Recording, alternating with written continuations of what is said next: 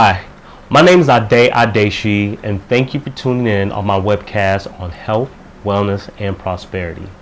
Now, the reason why I decided to embark on this path is because I realize there are a lot of people out there that don't know that there are things that basically improve their health, wellness, and their quality of life.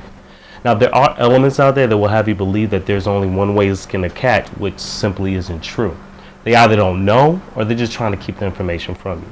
So I'm just here to provide as much information as I can to liberate you from the limits of this sick care propaganda.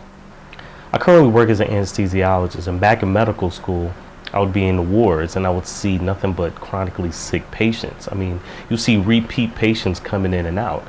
And one thing I know is that none of these patients, well, most of the patients really never got better.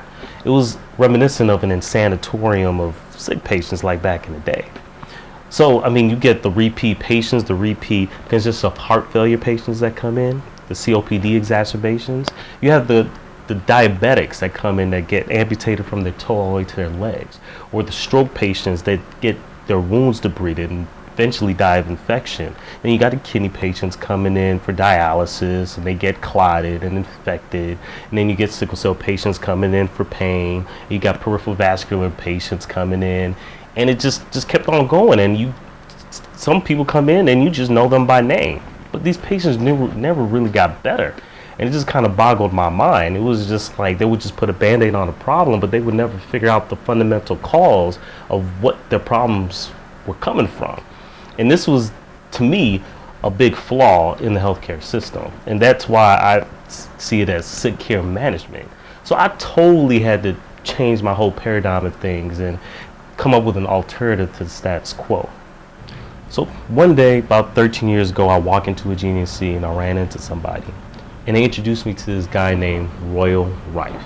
So I went home and I looked him up, and wow, apparently this guy was a genius. I mean, I put him up there with Tesla and Einstein. I mean, this guy he lived back in the 1930s, and he was like a microbiologist, and he came up and devised this microscope. And this microscope, the magnification was so powerful that he can actually see live bacteria moving around. Now, nowadays, we have to stain the bacteria, kill it to be able to analyze it, okay? He was looking at it live and direct back in the day, so he was way ahead of his time.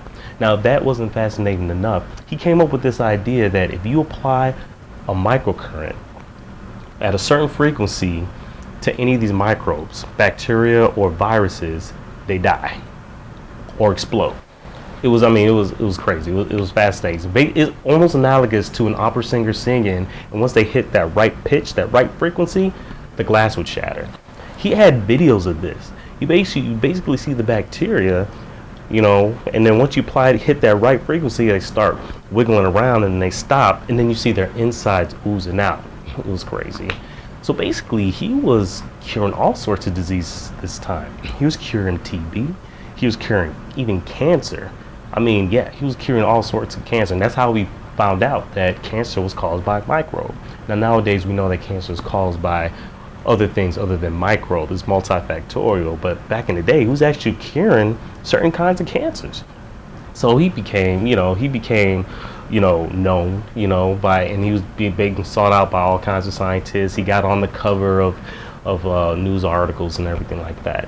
Now, when the AMA, the American Medical Association, caught wind of this, they were like, "Oh no, you're talking about curing cancer. Now, you can't cure cancer without a medical license." Okay, so it became one of those things where, okay, is this like a monetary thing for them, or because how are you going to patent a microcurrent? So that kind of started his whole demise at that point, and it kind of opened up the whole tension between allopathic medicine and holistic medicine. The AMA, against the acupuncturists and the naturalists and the chiropractors, and the pharmaceutical company against anything that's not surgery or medicine.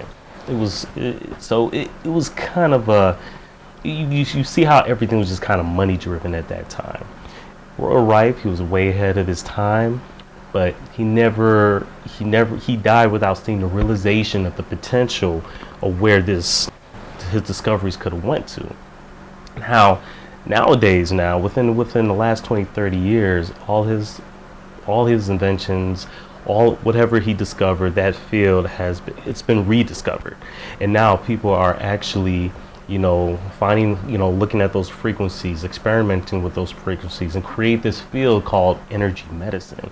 Okay, and now it's evolving, and we haven't even reached the potential of it yet. Okay, so I basically, I basically researched this whole thing, and that just kind of led me to one place, that led me to another place. I mean, it was just basically, I just opened up a rabbit hole, and it just kept on going and going, and this is what I've been doing for the last 13 years. It was like 13 years of cognitive dissonance. I mean, it's just everything that I've been taught, so I just had to kind of like basically brainwash myself and re-educate myself, because what you think is really isn't, but something totally entirely different. So basically the reason of this talk is just, I just want to let you know that there isn't just one way to skin a cat. There's so many things out there that are not known to people, that people are not aware of, that's not in the media because of monetary reasons, and it just kind of goes in deeper in that. Knowledge is power.